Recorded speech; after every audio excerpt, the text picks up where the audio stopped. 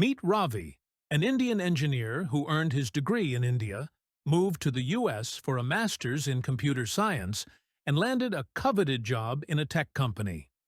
Ravi's life revolves around his work. He has no hobbies, outdoor activities, or time for dating. But that's not a problem. His mother is already searching for the perfect bride back home. After all, Ravi has achieved the most coveted status in his community, escaping India to settle in America. This accomplishment makes him a prized catch in the Indian matrimonial market. Ravi's life is driven by a single goal: securing permanent residency in the U.S. He often works grueling 12 to 14-hour days, sacrificing personal time and leisure to stay ahead. Occasionally, during critical projects, those hours can stretch even longer.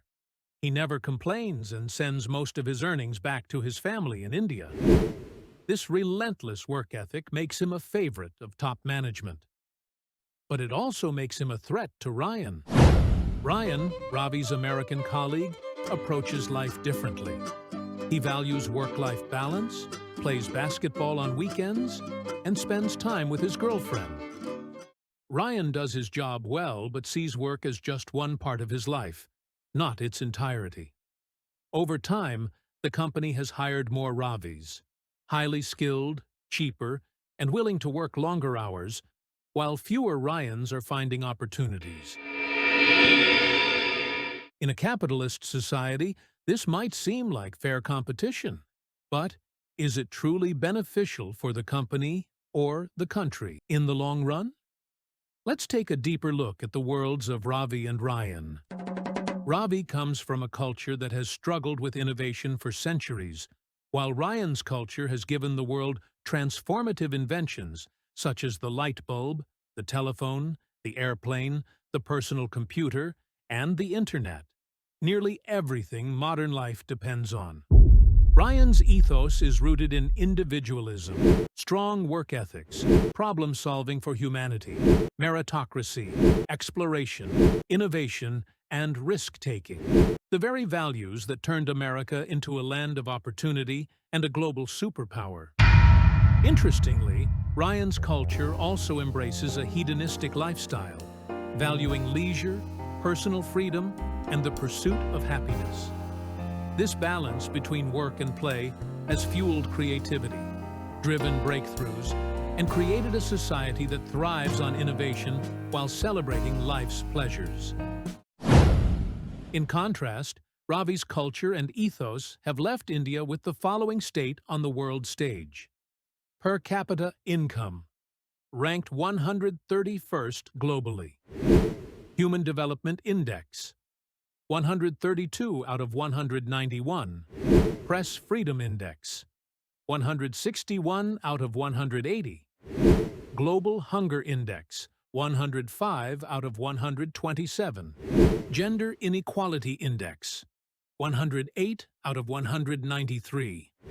Environmental Performance Index, dead last. Corruption Perceptions Index, 85 out of 180. Ravi brings to America a collective mindset shaped by millennia of social rigidity, feudalism, and survival tactics honed in a country deeply affected by systematic corruption. As Ravi's world begins to blend with Ryan's, tensions arise. What happens when a culture that prizes endless hustle and obedience intersects with one that values creativity, leisure, and personal freedom? And as companies prioritize the bottom line, hiring more Ravis and fewer Ryans, what does this mean for America's identity, economy, and future? Welcome to Whispering Peepal. In today's episode, we take a deep dive into the forces shaping the MAGA vs. H-1B debate, a heated conflict defining modern America. MAGA, short for Make America Great Again, represents a nationalist movement focused on protecting traditional American values and jobs for native-born citizens. Meanwhile, the H-1B visa program allows U.S. companies to hire skilled foreign workers, particularly in technology, engineering, and medicine, many of whom come from India.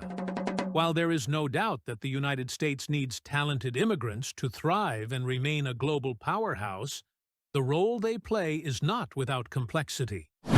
Indian immigrants, particularly in the tech industry, have become indispensable. They bring diligence, technical expertise, and a willingness to perform the demanding, repetitive tasks that form the backbone of many tech companies. From coding to quality assurance to data management, they excel at executing standardized processes efficiently and reliably. However, this is where the narrative diverges. Indian professionals have rarely been at the forefront of groundbreaking innovation. They form the gears that keep the tech machine running, but seldom design or redefine the machine itself. For instance, while Silicon Valley giants like Google and Microsoft have Indian-origin CEOs, Sundar Pichai and Satya Nadella, they oversee and optimize existing frameworks rather than spearhead revolutionary technologies. Their success, while remarkable, often lies in management and scalability rather than invention. Indian startups like Freshworks and Zoho have had a global impact but are essentially based on incremental improvements rather than disruptive innovation. Freshworks, for instance, competes in the crowded CRM space without introducing fundamentally new concepts. Consider the world-changing breakthroughs the United States is known for. The creation of the Internet, the development of the personal computer, the moon landing, or even modern AI systems like ChatGPT. These innovations stemmed from cultures and teams that prized divergent thinking, risk-taking, and the disruption of norms. In contrast, Indian professionals are shaped by an education system rooted in Thomas Macaulay's colonial-era reforms. These reforms were designed to produce English-speaking obedient clerks for the British masters. As a result, many lack the foundation to challenge conventions or pursue bold, original ideas. This system prioritizes rote memorization over creativity, with competitive entrance exams like IITJEE rewarding formulaic learning rather than innovation. By the 1990s, as India's burgeoning engineering colleges coincided with the global IT revolution, the country became a hub for outsourcing. Its vast English-speaking workforce excelled in coding and standardized tasks, creating a steady pipeline of H-1B visa holders who now populate U.S. tech firms. This is a win-win situation. America gains hard-working, talented immigrants, and Indians find the land of opportunity they've been striving for. But is it really that simple? Are these immigrants truly adding value to America? Or is there more beneath the surface? If they are, why does the MAGA movement stand so firmly against them? In Part 2, we'll dive into the controversial claims of clannish and nepotistic behaviors among Indian professionals and explore their broader implications for American society. What happens when a talent pipeline prioritizes quantity over quality? Is this growing presence a boon or a bane for the U.S.? Thank you for watching. Subscribe to Whispering Peepal and stay tuned for the next chapter of this deep dive.